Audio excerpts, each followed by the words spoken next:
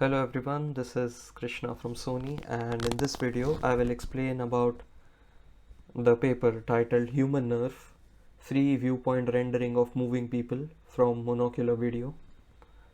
So this work is a joint collaboration between University of Washington and Google Research.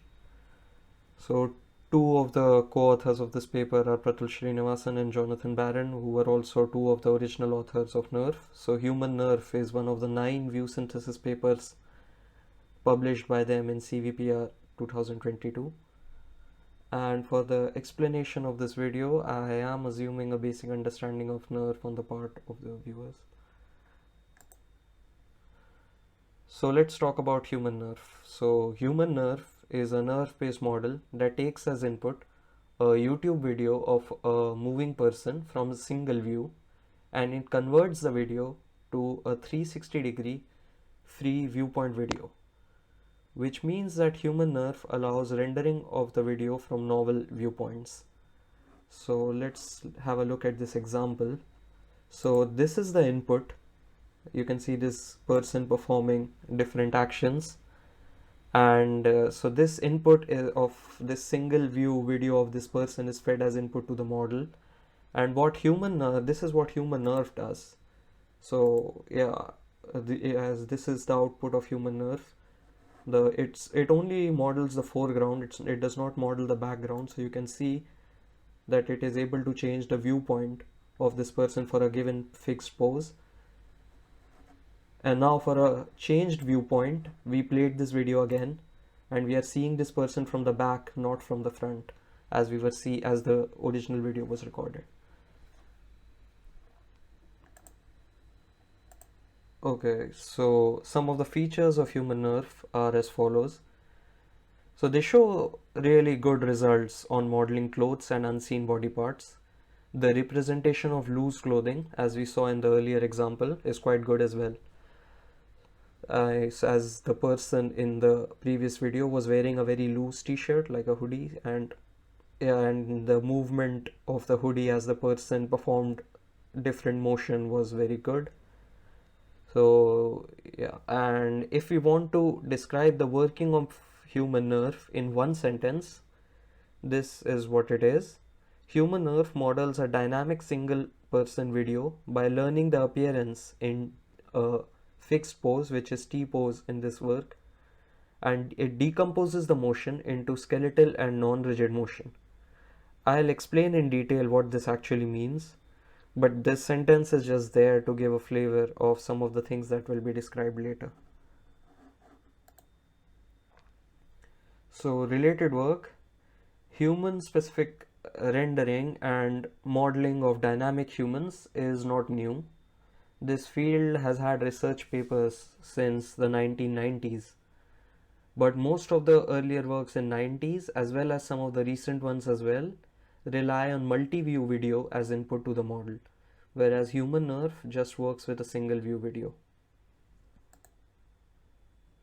The proposed framework of HumanNeRF is inspired by the 2020 paper called Wit2Actor. I'll not go into the details of how Wit2Actor works in this video, but yeah, Wit2Work also worked on similar concepts, but the major difference is that Wit2Actor could not model non-rigid motions such as wrinkles in clothes, etc. As you can see the output here, it's a very stiff output where you can see in this input there are wrinkles in clothes, and here everything is just flat.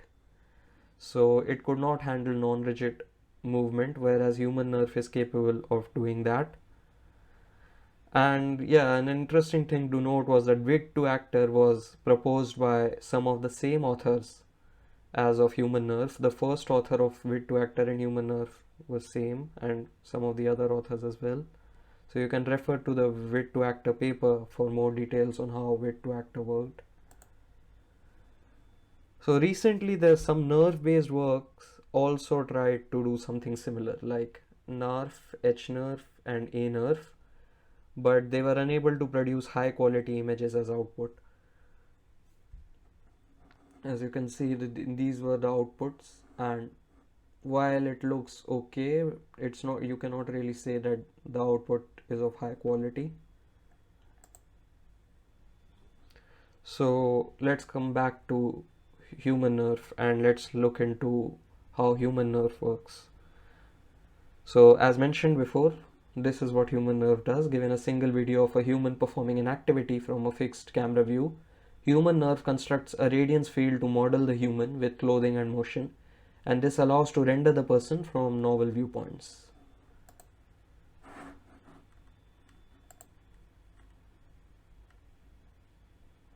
So essentially, HumanNeRF disentangles the appearance of a moving person into the appearance of the person in a fixed pose, and then HumanNeRF adds the body pose to the appearance in the fixed pose, and then it adds the non-rigid motion to it. So the fixed pose is taken as T pose in this work, and the T pose appearance, it's called the canonical appearance. So let us see this disentanglement visually to understand what exactly is meant by canonical appearance plus pose plus non-rigid motion. Given this input frame like this, a HumanNeRF learns the canonical appearance of this person, which will look something like this, as can be seen in this left image in the bottom. This canonical appearance is meant to capture the basic body shape and the clothing of the person.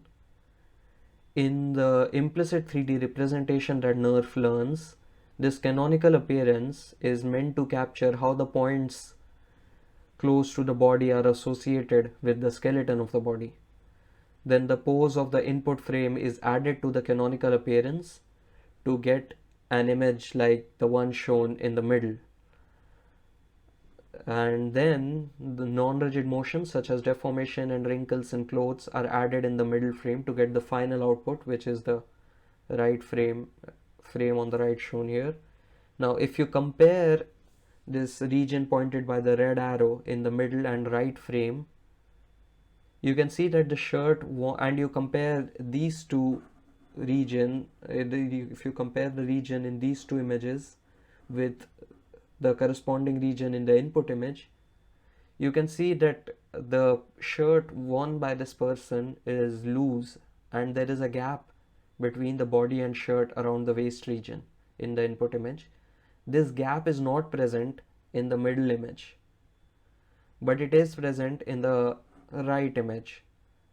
So it is something that is captured by the non-rigid motion. So this gives us the idea of what exactly is captured by the skeletal motion and what exactly is captured by the non-rigid motion. So this is the architecture of HumanNeRF. There are multiple things happening here. So on the top is a pose estimation and correction module.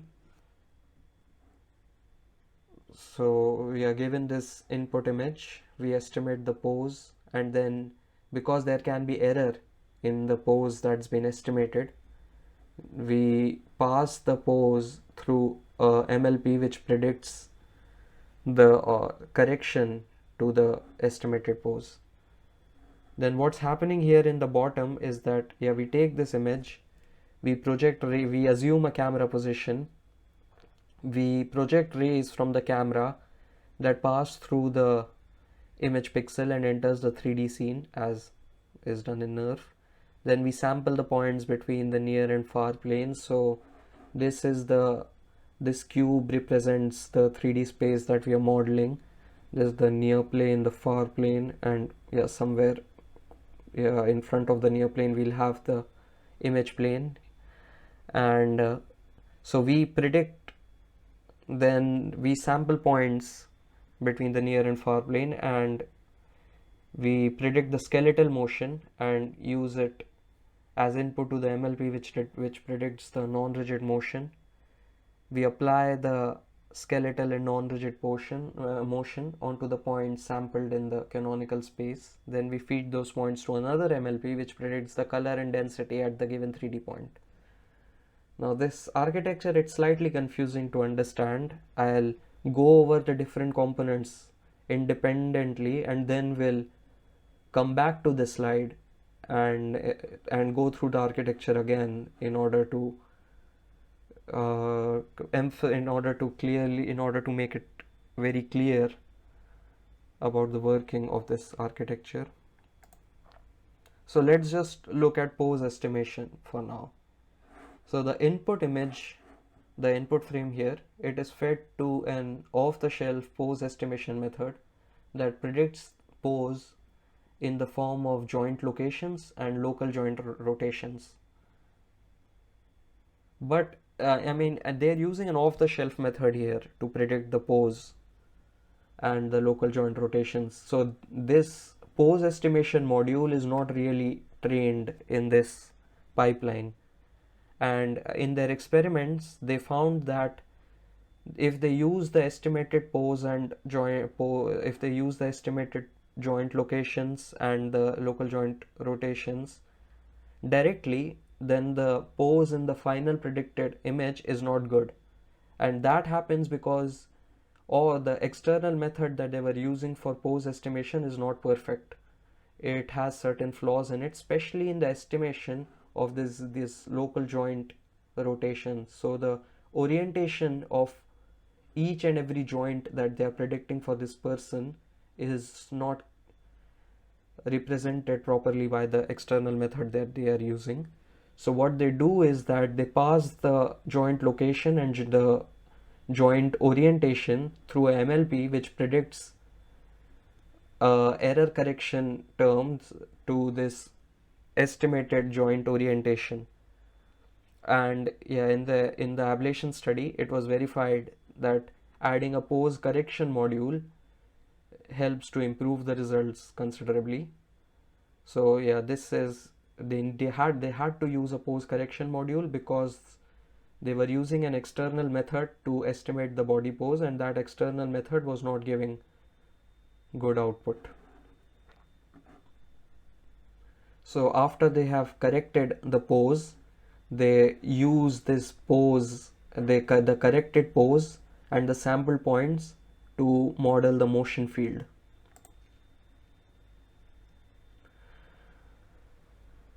So a second. So after getting the corrected pose from the input image, we learn the canonical appearance and the skeletal motion. Now, as stated before, the motion is split into skeletal motion and non-rigid motion.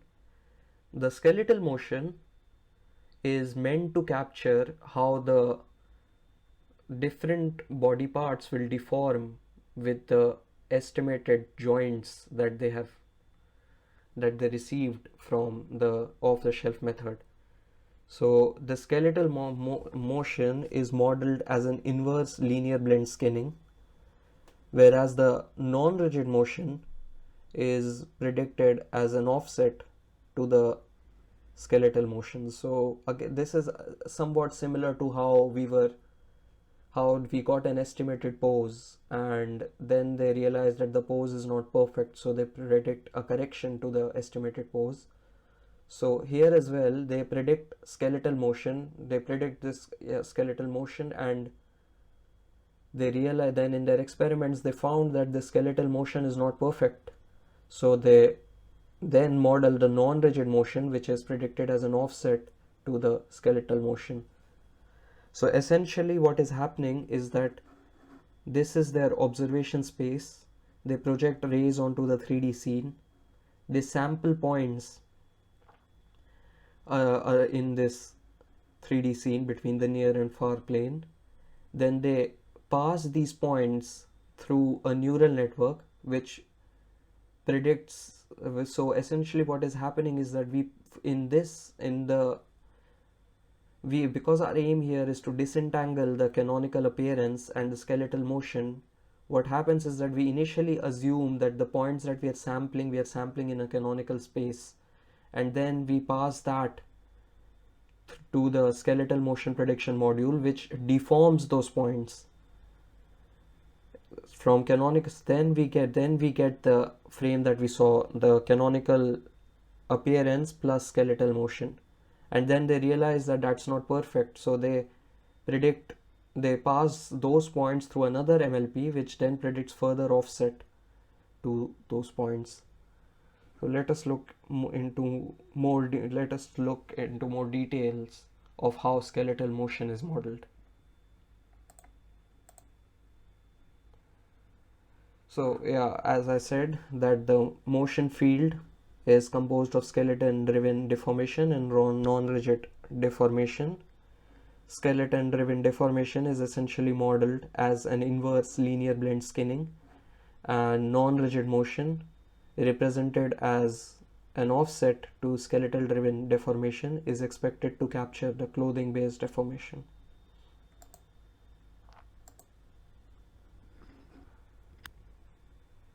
So what exact, I said that the skeletal motion is represented using linear blend skinning or inverse of it. So what I'll just briefly go over the skinning process. So the skinning, it's the process of binding in computer graphics, the skinning is the process of binding the actual 3D mesh to the joint setup or the skeleton that we have for our mesh. So yeah, this means that the joints we set up, our skeleton will have, so the skeleton in case of HumanNeRF, it's the joint location that we predicted using our off-the-shelf pose estimation module. So the joints we set up will have influence on the vertices of the model, and they will move accordingly as the joints move about. So in case of HumanNeRF, we have the 3D joint location and position, and we have sampled 3D points in the grid of our radiance field, and we want to estimate how the 3D points deform with the predicted joints, or how a given 3D point moves with the translation or rotation of a joint. So this equation can represent the linear skinning model, which predicts the movement of a 3D point X with the movement of the different joints. The W, called the blend weights, are calculated using the neural network. And as you can see, as mentioned in the slide, the WOIX, it represents the effect of the ith joint on the 3D point X. That is how the vertex X deforms with the movement of the joint I. These blend weights, as I said before, are calculated using a neural network. But there is a major issue with this formulation, and this issue, the canonical space has not come into the picture right now. So let's bring that into the picture and understand why there is an issue with this formulation. So one reason that we are disentangling the appearance from motion is that it allows the neural network to specialize on learning a particular component only. So if we make the task of neural network easier, it might be able to perform better. So that is one reason to learn in this disentangled manner. But also another reason is that the canonical space can also help to learn the blend weights more efficiently. So if we learn the blend weights in observation space, which is the canonical space is the space in which the person is in T pose, and observation space is the space in which the person is in the given pose or the pose in the input frame. So what happens here is that if we learn the blend weights in the observation space, then the neural network will need to predict the blend weights for different joint locations every time. This might lead to improper optimization, and the performance of the network becomes dependent on the number of input frames as well.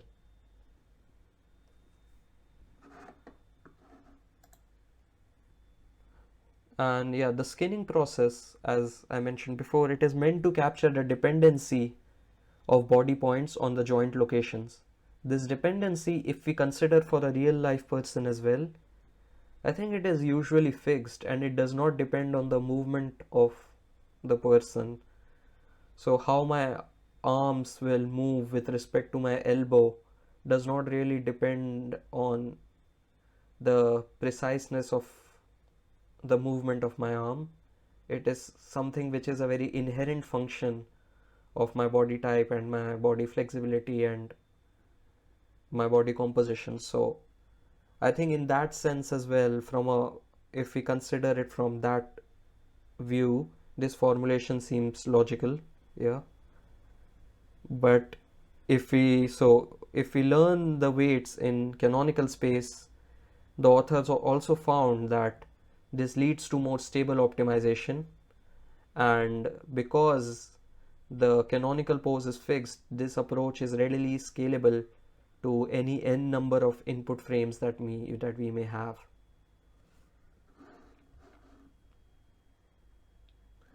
So essentially what we do is that, yeah, we learn the blend weights in canonical space, and these blend weights are independent of the pose and depend just on the query point.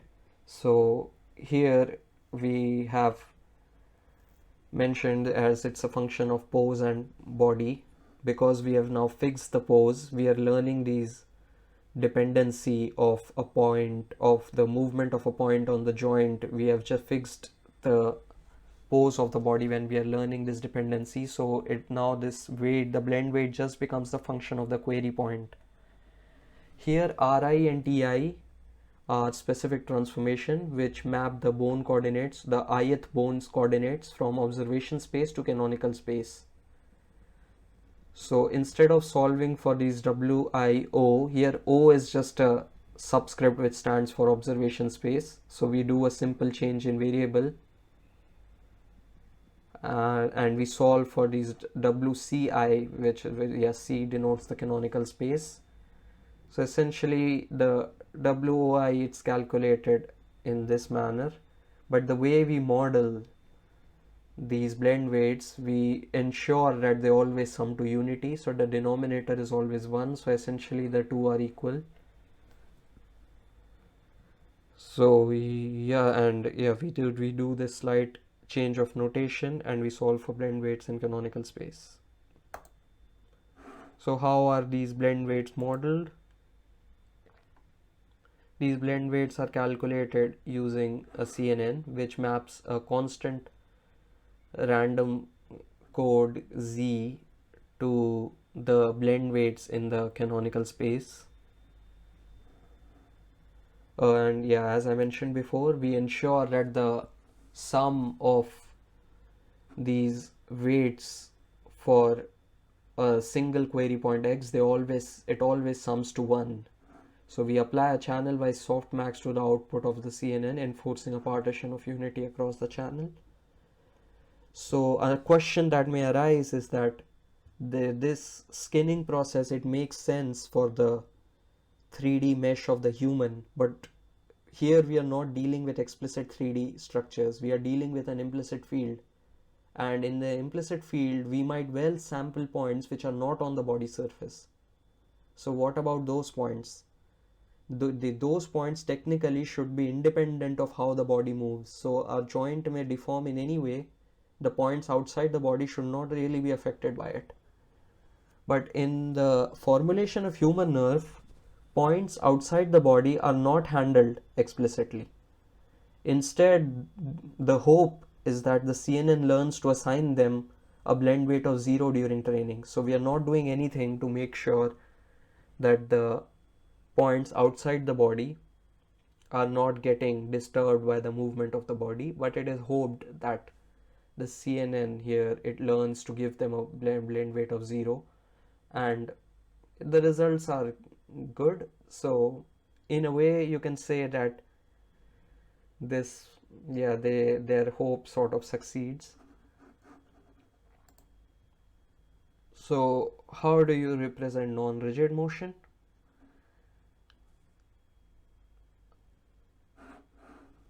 And so let us recap what has actually happened so far. We were given an input frame, we sampled points in our observation volume, then we learned the blend weights of the points in the canonical space, and these blend weights controls how a point deforms under a given pose. So after we have these blend weights, we know how each and every point will deform when we change the pose of the body from the canonical pose to the given body pose. So we apply, with the blend weights, we apply that transformation to our query points, and then our transformed query points, which have now been transformed under the skeletal motion, they are fed as input to the MLP, which then predicts the non-rigid motion as an offset to the skeleton driven motion, as shown by this notation. So let us revisit the architecture again. So we were given an input frame to start with. We assumed a camera position. We had our pose estimation and correction module. So using an off-the-shelf method, which is not updated in this training pipeline, we estimate the joint location and the joint orientation of this given pose, this given input image.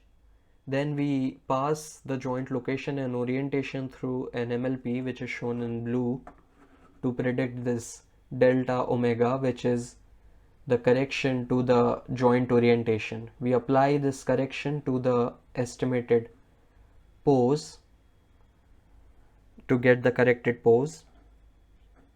And now that we have the corrected pose, we sample points in this observation space using this corrected pose and this skeletal motion prediction CNN.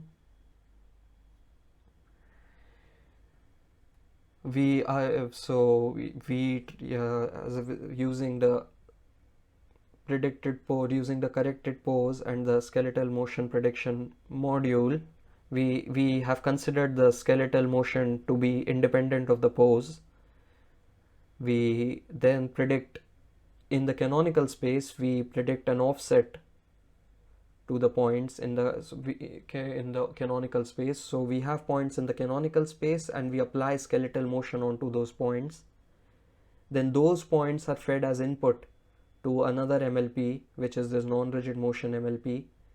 This predicts a displacement for each query point, this delta x, and it's added to each query point. And then those specific query points are fed as input to this MLP, which predicts the color and density at each point, each 3D point. And then we can use volumetric integration to compute the final pixel color. So the optimization of HumanNeRF is done as shown. Given input frames I1 to IN and body poses P1 to PN, these body poses are obtained from the off-the-shelf method, and the cameras E1 to EN. I mean, this camera position is fixed, and we are dealing with single view input here. So essentially, this is fixed and not changed, and this each of EI is essentially the same. So we are solving this problem of minimizing this loss, where II here refers to the input frame I, EI is the camera pose, and yeah, it's mentioned here. So this term, it refers to the final predicted frame that we get after volumetric integration, and we want to minimize the difference of this term of the predicted frame that we get after volumetric integration and the given input frame. And we minimize these parameters of theta c, which refers to the color prediction MLP, this one. Theta skeletal, it refers to the CNN that we are using to model the skeletal motion. Theta NR refers to the MLP that we are using to model the non-rigid motion, and theta pose refers to the MLP parameters, which predicts the correction to these terms of P1 to Pn. So before we go further, we also should talk about the volume rendering done in HumanNeRF. So how with the human it makes the volume rendering in HumanNeRF makes a small adjustment to not include points which are outside the body, which also makes sense because they are only interested in modeling the human, not the entire scene. They are not interested in modeling the background. So now, as we went over the architecture, we know that they have not done anything in their pipeline to specifically detect points which are outside the body in 3D. So this is their workaround to eliminate the contribution of the points outside the body in 3D. The network, as I said before, the CNN network, which was predicting the blend weights, it's expected to learn the blend weights of out of body points as 0 during training. So this term fxi, it is just the summation of this summation of the contribution of blend weight points coming before this xi point, and it is assumed that fx will be close to 0 for the points that are outside the body. So this so they have just added this additional terms where they are just summing up the blend weights along a specific array sample to see if the specific query point is outside the body or not, and if the query points are outside the body, it's not included in the volumetric integration.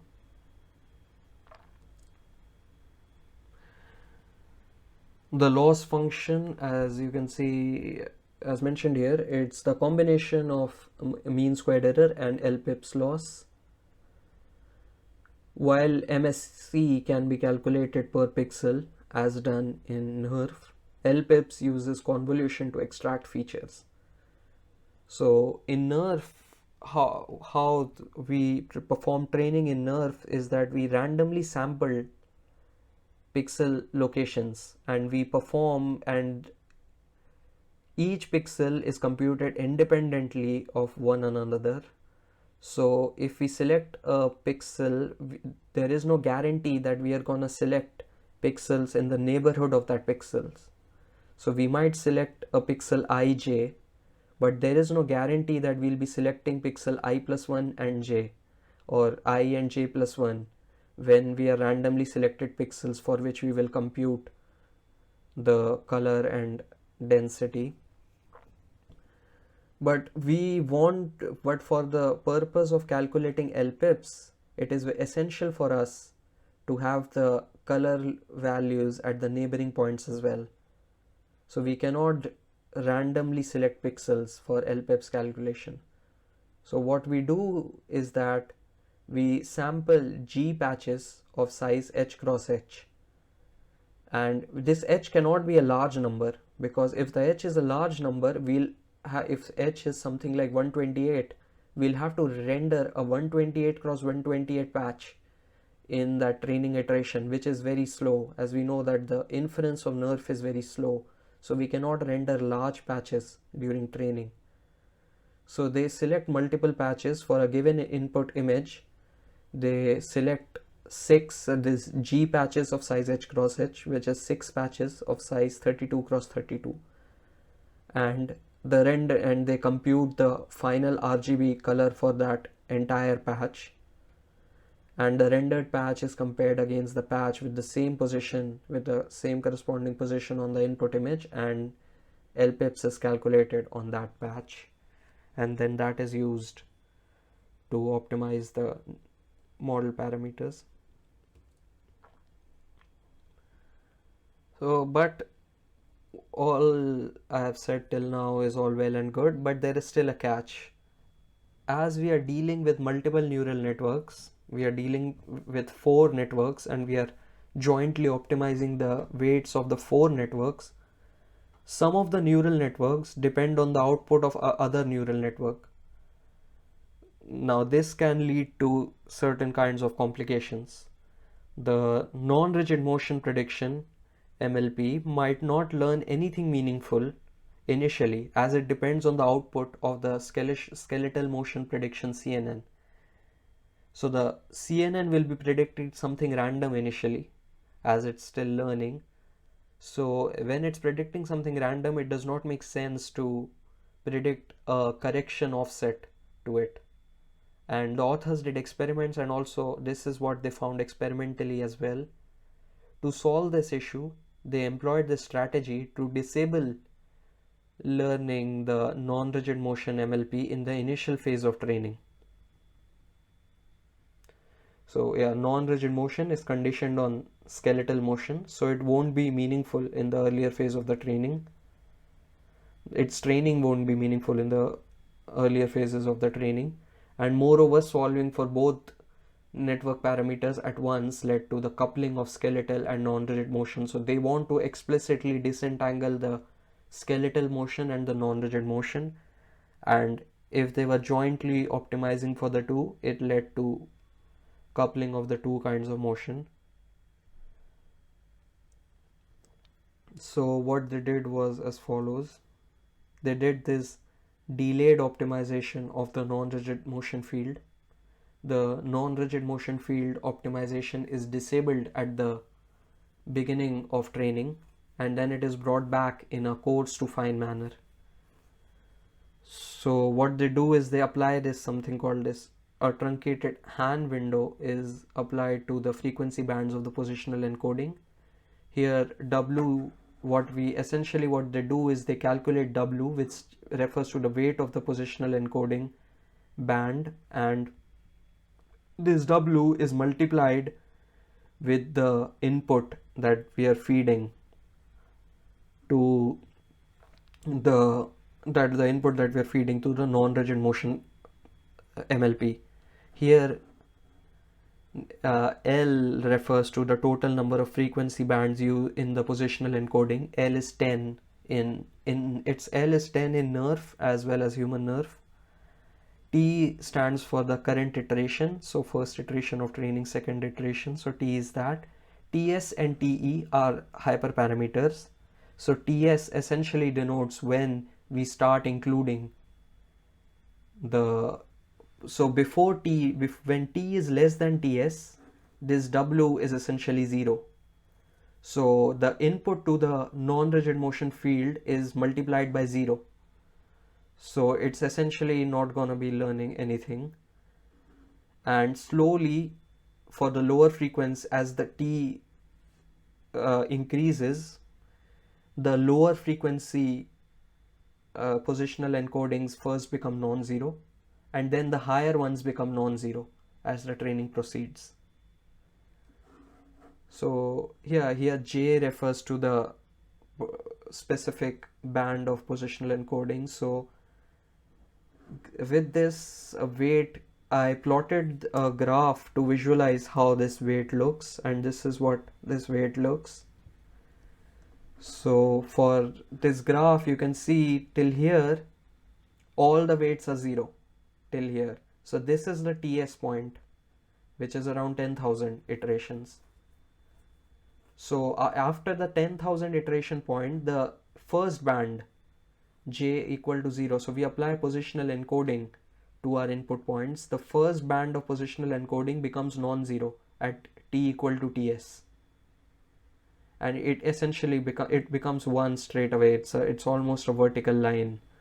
So yeah, it does not take a long time. I mean, there is slight scaling involved, but it does not take a long time as this curve is very steep.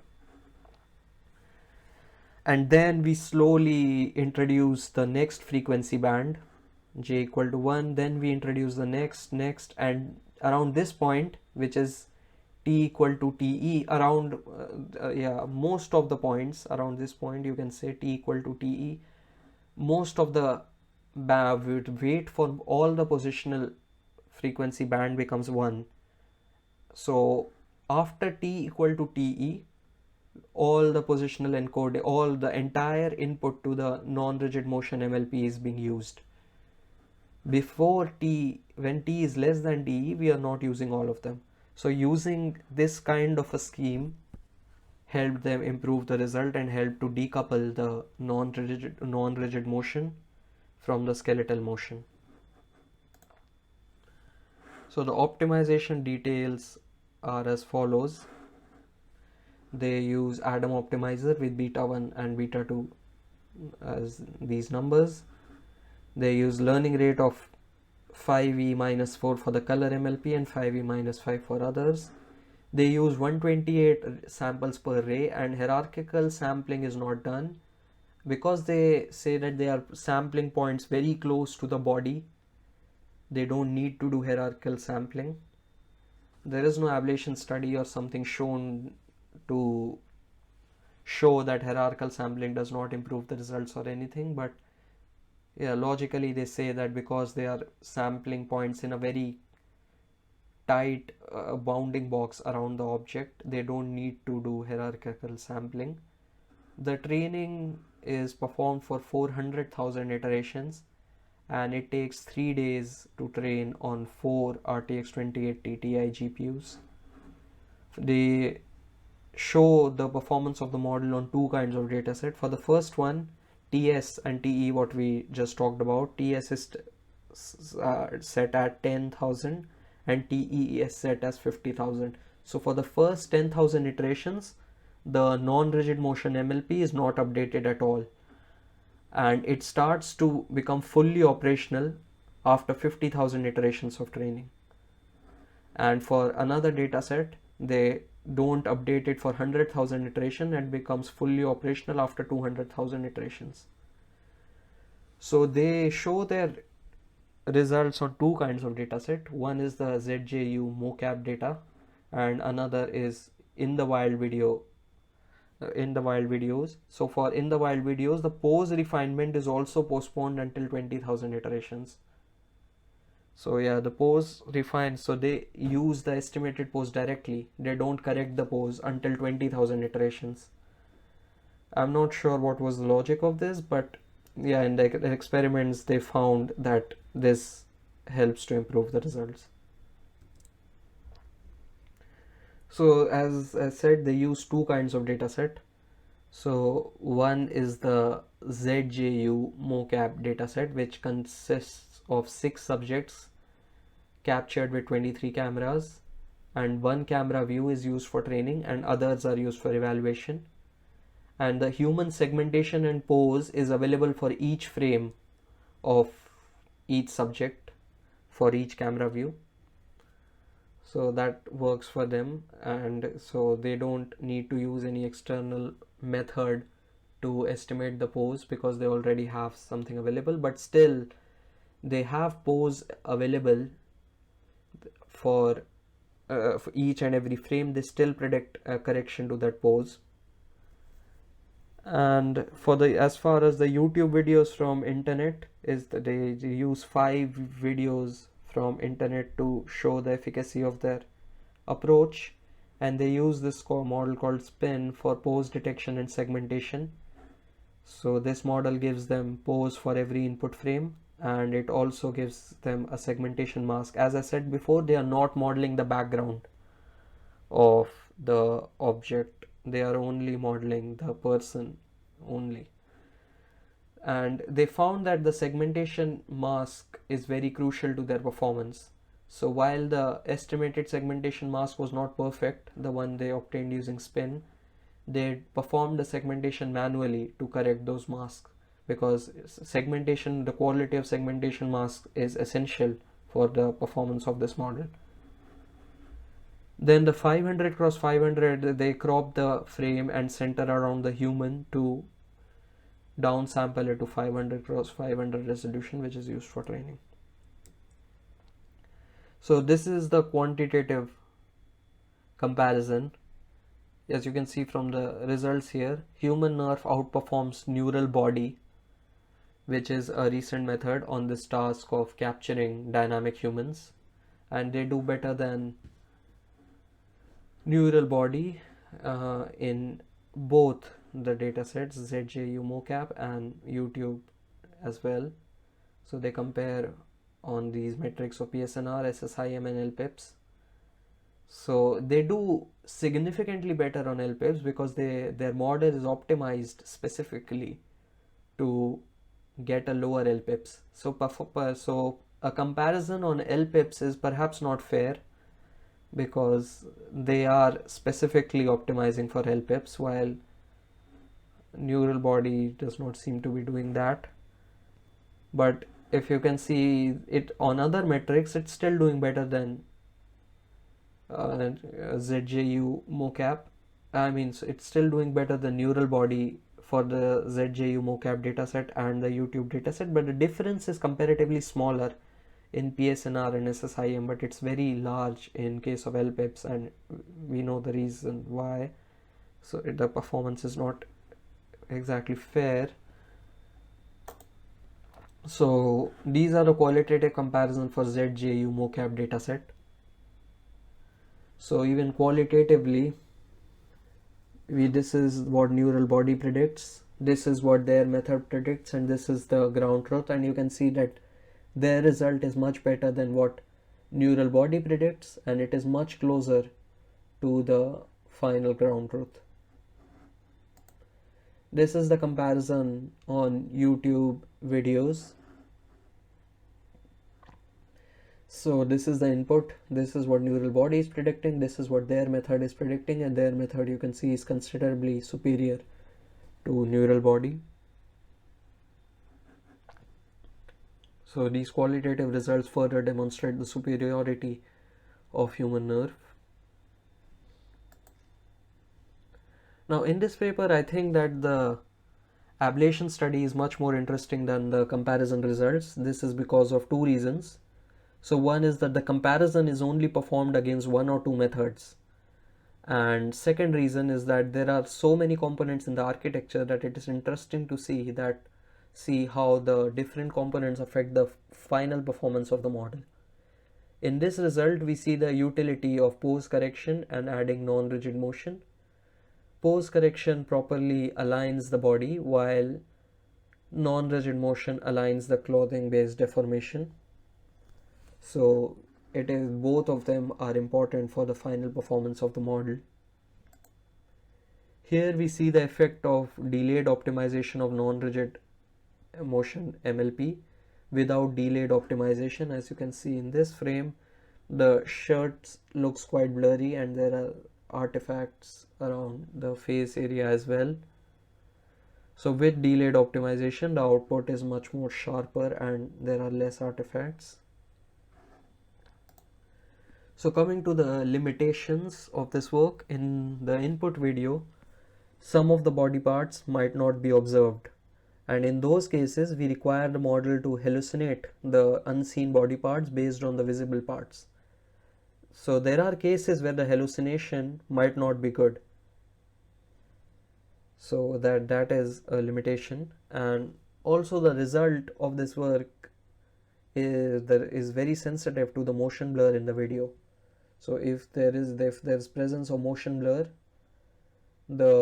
as you can see the input here and the input here, there is a motion blur present, and in that case the final rendering will also have artifacts around that region.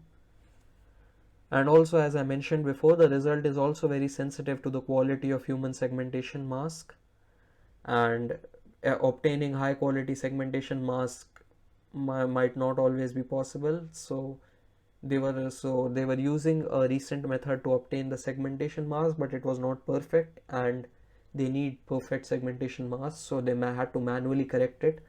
So if this method requires to manually correct masks for every video, then that will become a huge bottleneck for the applicability of this work.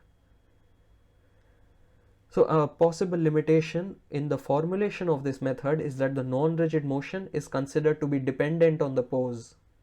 If you remember, the skeletal motion was considered pose independent. So how my hands move with respect to elbow was considered to be independent of the exact location of my elbow joint, which seems to be true practically as well. And the non-rigid motion is considered to be dependent on pose, which also seems to be logical.